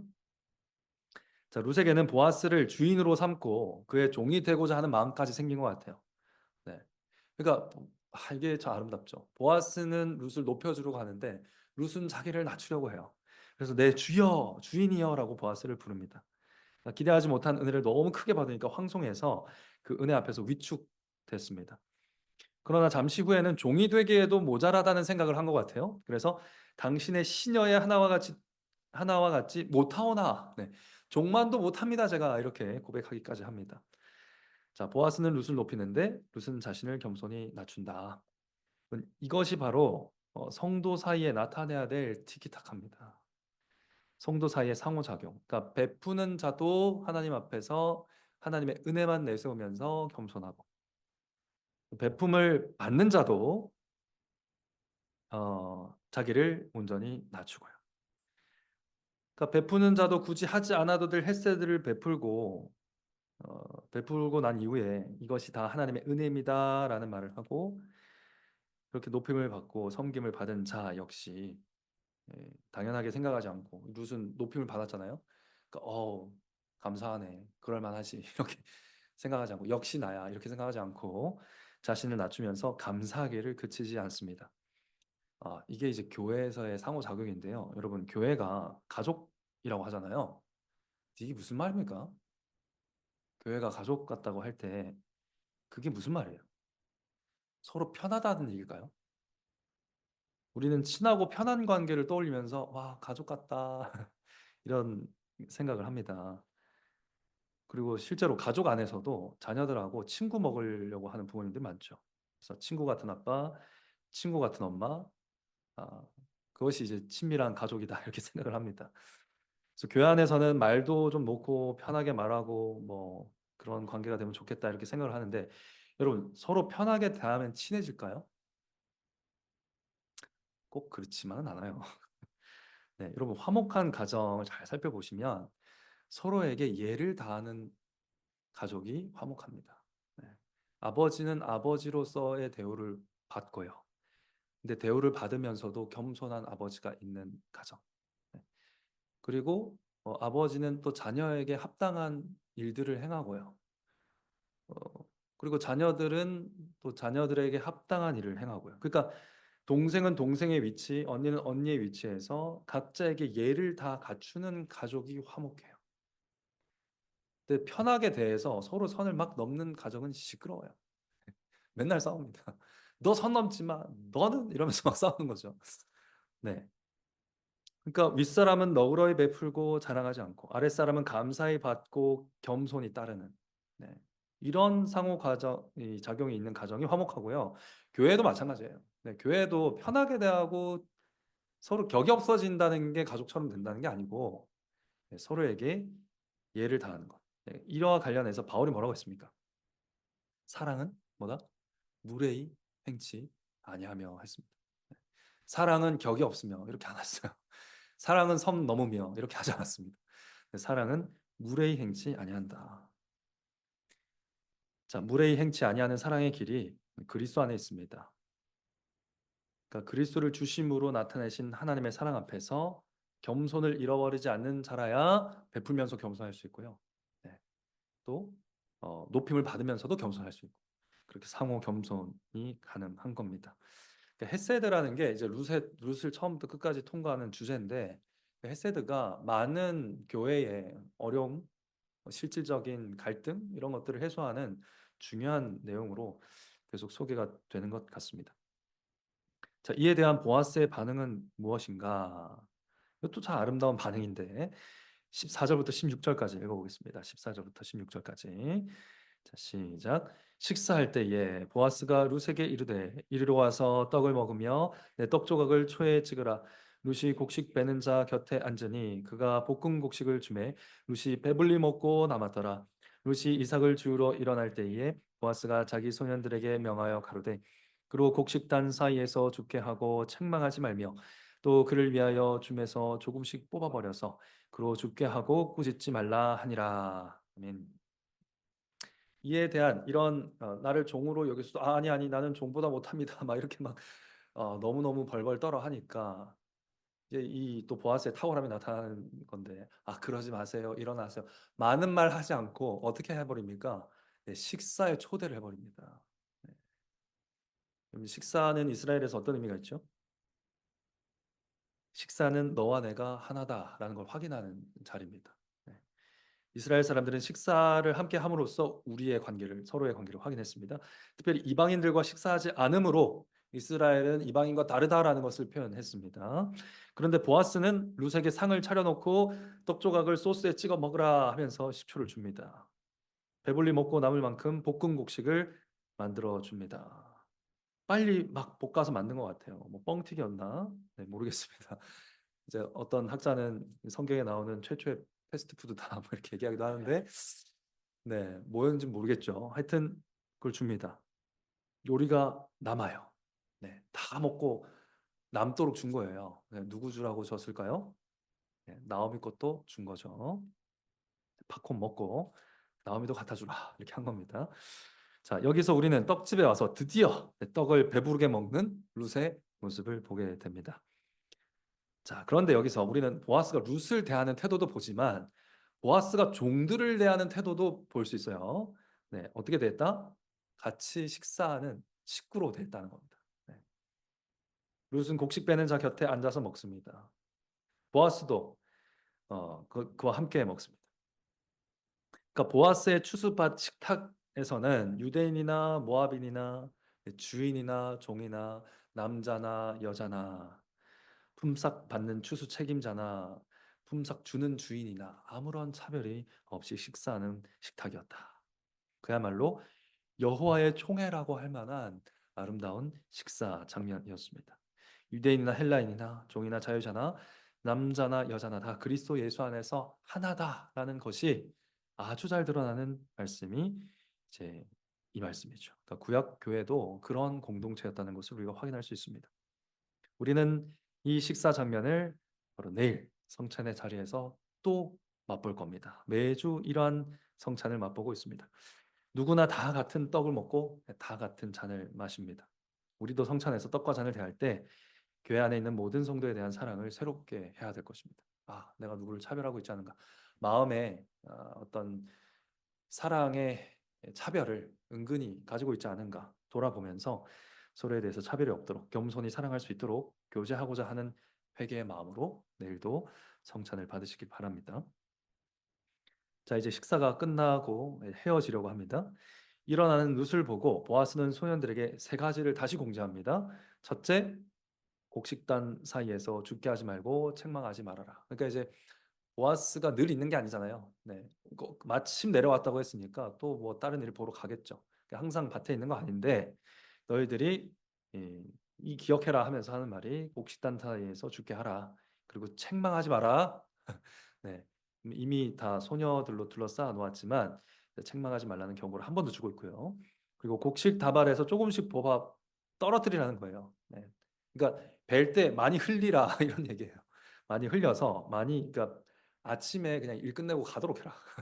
네. 이게 이 가져갈 수 있는 양이 한정돼 있겠죠. 그러니까 많이 이제 하면 빨리 이제 거둘 수 있지 않겠습니까? 그러면 돌아가서 돌봐야 되잖아요. 네. 늙은 어머니 계신데 뭐 하루 종일 나가 있으면 되겠습니까? 빨리 와가지고 여러 가지 일을 해야 되는데 그런 거 다 할 수 있도록 뽑아 버려버려라. 떨어뜨려 버려라. 네, 이렇게 지침하고 있고요. 그리고 한 번 더 꾸짖지 마라. 네. 그러니까 다시 한번 보아스가 율법 조문을 초월한 율법 정신을 실현하고 있음을 보여줍니다. 보아스 역시 헤세드를 실천하는 사람임이 최종적으로 드러나고 있습니다. 그가 조치하지 않았다면 룻은 책망이나 꾸짖음 받을 수 있는 위치라는 것도 우리가 여기서 알 수 있죠. 네. 그러나 룻은 보아스의 보호 아래에서 안전하고 기쁘게 수학에 참여할 수 있는 사람이 됐습니다. 자, 이제 나오미에게 돌아오는 세 번째 장면을 보겠습니다. 우리 17절부터 23절까지 어느새 끝까지 왔죠. 네. 읽어보겠습니다. 시작. 룻이 밭에서 저녁까지 죽고 그 죽은 것을 떠니 보리가 한 에바쯤 되는지라. 그것을 가지고 성읍에 들어가서 시모에게 그 죽은 것을 보이고 그 배불리 먹고 남긴 것을 내어 시모에게 드리매 시모가 그에게 이르되 오늘 어디서 주었느냐 어디서 일을 하였느냐 너를 돌아본 자에게 복이 있기를 원하노라. 룻이 누구에게서 일한 것을 시모에게 알게 하여 가로되 오늘 일하게 한 사람의 이름은 보아스니이다. 나오미가 자부에게 이르되 여호와의 복이 그에게 있기를 원하노라. 그가 생존한 자와 사망한 자에게 은혜 베풀기를 그치지 아니하도다. 나오미가 또 그에게 이르되 그 사람은 우리의 근족이니 우리 기업을 물을 자 중 하나니라. 모압 여인 루시 가로되 그가 내가 또 이르기를 내 추수를 다 마치기까지 너는 내 소년들에게 가까이 있으라 하더이다. 자부루세게 이르되 내 딸아 너는 그 소녀들과 함께 나가고 다른 밭에서 사람을 만나지 아니하는 것이 좋으니라. 이에 룻이 보아스의 소녀들에게 가까이 있어서 보리 추수와 밀 추수를 마치기까지 이삭을 주우며 그 시모와 함께 거하니라. 아멘. 자, 돌아온 룻을 보고 나오미가 놀라는 장면은 성경에서 매우 재미있고 놀라운 장면 중에 하나인데요. 자, 나오미가 얼마나 이 며느리 보내놓고 집에서 걱정을 했겠어요. 네, 불안하고 초조하고 아까 말씀드렸죠. 뭐 밖에서 무슨 일도 벌어지지 않을까 우울하게 룻을 기다리고 있었을 겁니다. 그러나 두려워했던 일은 일어나지 않았고요. 뭐 폭행이나 학대를 당하는 일 대신에 최소한 남자 일꾼의 보름치 품삯인 13kg이나 되는 보리를 가지고 돌아옵니다. 네, 힘도 세다 그죠? 네. 룻은 뭐 들 수 있는 무게이긴 하지만 룻은 볶은 곡식 요리도 가져옵니다. 네, 그래서 하루 종일 굶은 시어머니에게 드렸습니다. 나오미는 아주 놀라고 기뻐하면서 흥분해서 그러니까 나오미가 막 그 랩을 해요. 이때부터 말을 계속 쏟아냅니다. 너무 기뻐가지고 말을 하는 거거든요. 그래서 시모가 그에게 이르되 오늘 어디서 추웠느냐 어디서 일을 하였느냐 너를 돌아온 자에게 복이 있기를 원하노라. 질문해놓고 답도 안 듣고 막 축복하고 난리가 났어요. 그죠? 너무 기뻐서 그런 것 같아요. 나오미는 이제 룻이 특별한 도움을 받았기 때문에 이렇게 많이 은혜를 입었기 때문에 이렇게 많이 이삭을 주었을 것이라고 확신하고 있습니다. 근데 그 도움을 준 남자가 보았습니다. 이런 말을 듣고 나서 더 활기가 넘칩니다. 나오미가 어, 뭐라고 합니까? 여호와의 복이 그에게 있기를 원하노라. 그가 생존한 자와 사망한 자에게 은혜 베풀기를 그치지 아니하는도다. 자, 여기서 그는 누굴까요? 그가 생존한 자와 사망한 자에게 은혜 베풀기를 그치지 아니하는도다. 네, 보아스를 가리킵니까? 여호와를 가리킵니까? 네, 둘 다입니다. 네, 보아스를 통해서 역사하시는 여호와의 은혜를 전달하는 일을 하고 있는 보아스. 네, 이렇게 둘 다를 떠올리시면 될 것 같습니다. 여호와께서 보아스를 통해서 일하셨다. 같은 방식으로 여호와의 헤세드가 며느리를 통해서 보아스를 통해서 나오미에게로 오는 것을 우리가 보게 될 것입니다. 나오미는 보아스가 가까운 친족이에요. 또 기업 물을 짜라는 것도 기억해냅니다. 이건 이제 오늘 저녁에 우리가 살펴볼 텐데 어, 이때 딱 뭔가 아이디어가 떠오른 것 같아요. 네. 잠깐만. 그는 기업 물을 짜가 아닌가. 그러니까 지금 동시에 너무 많은 일을 하고 있어요. 질문도 하고 축복도 하고 잠깐만 막 이러면서 네, 보통 이제 우리 어머니들이 이렇죠. 네, 한 번에 너무 많은 생각을 하셔가지고 네, 그런 경우가 많은데 기업 물을 짜구나. 그러니까 아직 아무것도 시작되지는 않았지만 이 나오미의 마음에 이제 희망이 샘솟는 게 보이십니까? 이게 텅 비어서 절망밖에 없던 나오미가 막 몽글몽글 희망이 피어오르고 있어요. 그러니까 여호와께서 과연 나를 사랑하시는가? 나를 여전히 사랑하시는 언약의 하나님인가의 질문에 대한 하나님의 음성이 지금 희미하게 들려오고 있다는 겁니다. 자, 룻기는 여자 욥기라는 말을 했죠. 이제 여자 욥인 나오미가 다시 희망에 차오른 이유는 그녀가 자기 앞에 있는 풍성한 보리와 떡을 보면서 여호와의 햇새들을 보았기 때문입니다. 하나님이 나도 권고하시는구나. 네, 나를 여전히 사랑하시는구나 깨달았기 때문입니다. 그래서 슬픈 애가는 이렇게 기쁨 어린 소망의 수다로 바뀐 겁니다. 이 수다를 회복하는 것이 사람에 있어서 굉장히 중요하거든요. 사람이 말을 잃어버리는 것처럼 무서운 게 없습니다. 네, 아마 다들 경험하실 거예요. 사랑하는 사람이 입을 닫는다. 그거보다 두려운 게 없죠. 네, 근데 이 수다를 회복했다는 거 얼마나 반가운 일인지 모르겠습니다. 여기서 우리는 하나님의 자녀는 슬픔 덕분에 하나님의 임재를 보여주는 증거에 민감해진다라는 것을 또 확인하게 됩니다. 그러니까 깊은 슬픔에 들어가면 그냥 평상시 주어졌던 은혜들도 굉장히 크게 경험합니다. 네. 지금 나오미가 그렇게 하고 있죠. 네. 나오미가 지금 그렇게 아주 작은 하나님의 임재에도 크게 기뻐하고 있습니다. 우리는 어두운 터널을 지날 때 하나님이 비추시는 아주 작은 빛을 보려고 안간 힘을 씁니다. 어두운 이방 땅에 살던 모압 소녀 룻이 아주 작은 빛을 보고 하나님께 온 인생을 던졌죠. 영혼의 어두운 밤을 지나고 있는 나오미 역시 지금보다 더 잘 살던 시대에는 절대 알아차리지 못했을 그런 하나님의 임재와 헤세드에 반응하고 있습니다. 네. 그러니까 고난이 필요해요. 네. 우리는 고난이 필요합니다. 네. 그러니까 고난 없이는 이 여정을 다 못 갈 것 같아요. 네. 그러니까 우리는 조금만 편해져도 그냥 일상적으로 주어지는 은혜는 다 잊어버리거든요. 네. 근데 고난의 터널을 지나면 당연한 것들에 대한 하나님의 은혜를 다시 경험하고 회복되게 되는 것을 보게 되는 것이죠. 이 장면에서 나오미는 본질적으로 부활합니다. 네. 실제로 죽었다 살아난 건 아니지만 본질상 죽은 자들 가운데서 다시 살아난 자처럼 됩니다. 아주 작은 빛도 어둠을 몰아내고 방에 가득 찬다는 것을 여러분 아실 겁니다.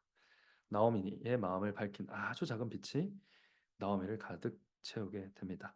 자, 그래서 3장부터는 이제 이 절망 때문에 방에서 나오지 못하고 있던 이 은둔형 외투를 갔던 나오미가 드디어 헬세대의 사람으로 일을 뭔가 주도하기 시작합니다. 자발성을 회복해요. 나오미는 이제 자기를 생각하지 않는 사람이 됩니다. 자기 슬픔, 자기 인생의 비극, 자기 인생의 걱정 이런 것들을 다 내려놓고 며느리의 인생을 위한 행동을 시작합니다. 즉 헤세드를 실천하기 시작합니다. 우리는 저녁에 이 며느리 룻을 위한 나오미의 헤세드부터 인해서부터 시작해서 가장 헤세드의 증언들이 넘치는 3장을 확인하게 될 것입니다. 네, 여기까지가 2장의 내용이었습니다. 네, 우리 말씀 기억하면서 함께 세 가지 정도 또 기도할 텐데 기도하기 전에 찬송합시다. 하나님의 말씀 기억하면서 함께 기도하겠습니다. 모압 소녀 룻은요, 너무 당연하게 시행되고 있어야 했을, 그러나 이스라엘에서 사라져버린 율법 정신을 일깨웠습니다. 이방 여인인 나에게 곡식을 주십니까? 이것은 이스라엘의 정체성이어야 했습니다. 보아스는 잃어버린 이스라엘의 정체성을 받아들였습니다. 율법 조언에 얽매이지 않고 율법 정신을 따랐습니다. 이것이 바로 예수님이 율법을 완성하시며 알려주신 산상수훈의 내용이었습니다. 그러나 산상수훈도 우리가 매주 듣는 설교도 또 매일 읽는 말씀도 묵상하지 않으면 화석화된다고 했습니다. 묵상하지 않으면 은혜가 먼저 주어지고 율법은 뒤따른다는 단순한 진리가 보이지 않는다는 것이죠. 그러나 이 세대가 묵상을 잃어버린 세대입니다. 성경을 읽지 않을 뿐더러 가만히 앉아서 성경 말씀을 생각할 시간이 없습니다. 너무 바쁩니다. 분주합니다. 묵상할 겨를이 없습니다. 그러다 보니 매사에 자기 소견대로 삽니다. 여러분, 이 시대가 사사 시대와 무엇이 다릅니까? 또 나는 이 사사 시대의 사람들과 무엇이 다릅니까? 이렇게 기도합시다. 나는 묵상하고 있는가? 나는 말씀을 묵상하고 있는가? 여호와의 율법을 즐거워하여서 그 율법을 주야로 묵상하는 복 있는 사람인가? 이 질문 앞에서 회개하고 통회하며 하나님 앞에 기도하겠습니다. 다시 기도합시다. 다음 말씀을 기억하며 함께 기도하겠습니다. 교회에 필요 없는 지체는 없습니다. 우리가 표 설교에서도 살펴봤었는데요. 교회 새로 들어온 member도 또 교회 오래 머물고 있는 멤버도 모두 교회를 세워가는 데 필요한 필수적인 지체들입니다. 한 성령으로 한 몸 되어 살아가는 지체들, 표를 기억하십니까? 몸에 필요한 지체가 없듯이 교회도 그러합니다. 어떤 성도는 그리스도께 받은 햇세드로 인하여서 이전에 해보지 못한 생각을 할 것입니다.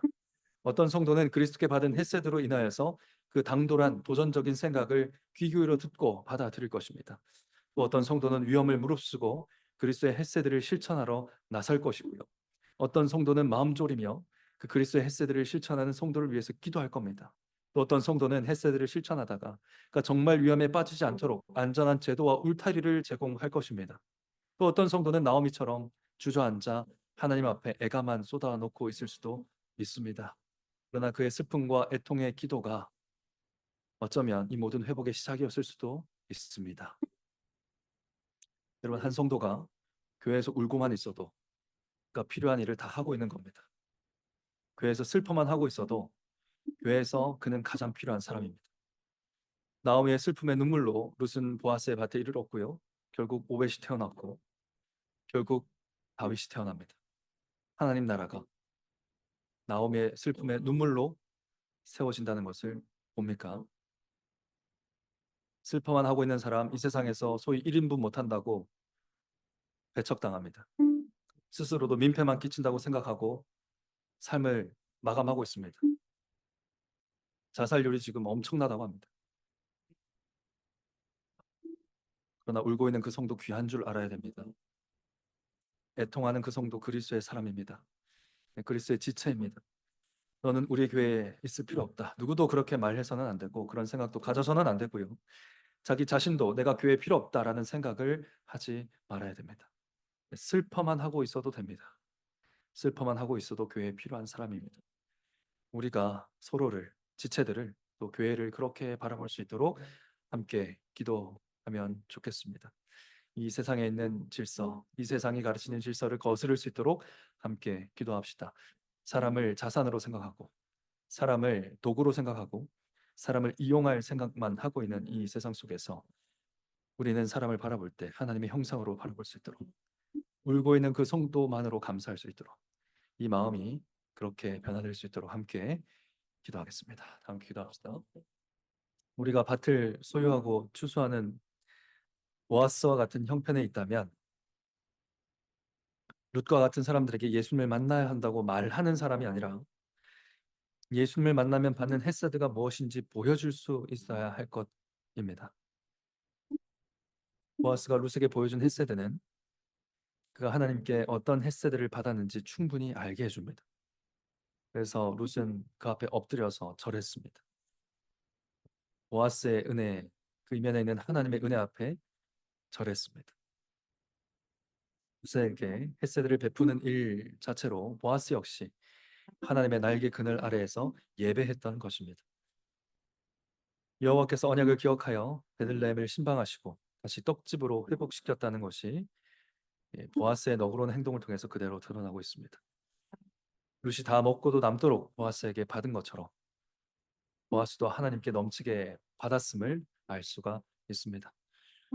룻과 종들이 보아스와 한 상에 둘러 앉아 먹은 것처럼 보아스도 하나님의 상에 둘러 앉아 먹는 특권을 누리는 사람이라는 것을 알 수가 있죠. 보아스가 룻에게 베푼 모든 행동, 모든 은혜는 하나님이 보아스에게 베푼 은혜입니다. 그래서 보아스가 룻에게 은혜 베푸신 이가 하나님이라고 고백하고 있습니다. 우리의 삶은 어떻습니까? 우리 삶에는 하나님께 받은 무엇이 흘러넘치고 있습니까? 하나님께 받은 사랑이 흘러넘치고 있습니까? 하나님께 받은 은혜가, 자비가 흘러넘치고 있습니까? 하나님께 받은 용서가 흘러넘치고 있습니까? 우리 이웃은 나를 보고 하나님을 어떻게 예배하게 될까요? 돌아보면서 하나님, 저희가 일상 가운데 하나님을 예배하기 원합니다. 우리 삶에 내게 가득 차 있는 이 하나님의 사랑이, 자비가, 용서와 공의가 흘러 넘칠 수 있도록 도와달라고 함께 기도합시다. 우리의 이웃이, 우리의 가족이, 우리의 형제와 우리의 자매들이 우리로부터 하나님의 햇새들을 바라볼 수 있도록, 우리가 그렇게 삶이 변화될 수 있도록 이 말씀 앞에서 우리를 새롭게 하시고 변화시켜 달라고 마지막으로 함께 기도하겠습니다. 같이 기도합시다. 자비로우신 아버지 하나님, 감사를 드립니다. 오늘 말씀을 통하여서 우리 또한 하나님의 날개 그늘 아래 보호받고 하나님의 말로 다 할 수 없는 사랑을 받는 귀하고 복된 인생임을 발견하게 됩니다. 주님, 너무나 감사를 드립니다. 그러나 주님, 우리는 주님께 받은 만큼 흘려보내지는 못하고 있는 것 같습니다. 주님께 사랑을 받았으나 그 사랑을 흘려보내지는 못하고 있고, 주님께 은혜를 입었으나 그 은혜를 베풀지는 못하고 있으며, 주님께 용서를 받았으나 그 용서가 무엇인지 증거하지 못하고 있고, 주님께서 친절을 베푸셨으나 우리는 친절히 대하지 못하는, 아, 여전히 부족하고 모자라고 어리석은 저희들의 삶을 봅니다. 그러나 주님, 이 말씀 앞에 주님께 다시 한번 요청합니다. 변화되기를 소망합니다. 주의 말씀으로 인해서 새로워지기를 소망합니다.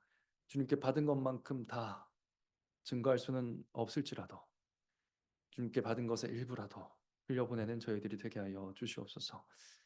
주님께 받은 인애의 일부라도 사람들 앞에 증거하며 우리의 말뿐 아니라 우리의 삶에서도 그들이 하나님을 경험하고 하나님의 인애에 감동하며 그 앞에 절할 수 있는 복된 일들이 일어나기를 소망합니다. 여전히 이 땅에도 하나님의 백성들이 주의 복음을 전할 수 있다는 것을 경험하게 되기를 원합니다. 이를 위하여 우리가 새롭게 되기를 소망하오니 주의 말씀으로 저희를 새롭게 하시고 주의 성령으로 저희를 온전케 하여 주시옵소서. 그래서 우리가 전하는 모든 말씀을 통하여 하나님 나라가 다시 시작되고 하나님 앞에 눈물로 호소하며 저희가 인애의 사람 되기 원한다고, 저희들을 하나님의 인애로 채워주신다고 호소하며 기도하는 그 기도가 하나님의 나라가 오게 하는 귀하고 복된 일의 시작이 되게 하여 주시옵소서. 그 눈물 흘려 기도할 때에 우리 교회가 먼저 인애의 교회가 될 수 있도록 도와주셔서 온 땅 가운데 주님의 인애를 증거하고 주님의 햇새들을 공포하며 하나님 아버지의 나라를 선포하며 살아갈 수 있는 그런 복된 교회 되게 하여 주시옵소서.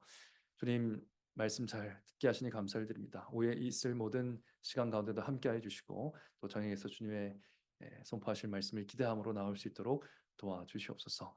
감사를 드리오며 은혜 왕에게 중보자이신 우리 구주 예수 그리스도의 이름으로 기도하옵나이다. 아멘. 네, 수고하셨습니다. 네, 이로써 두 번째 시간은 마치도록 하겠습니다.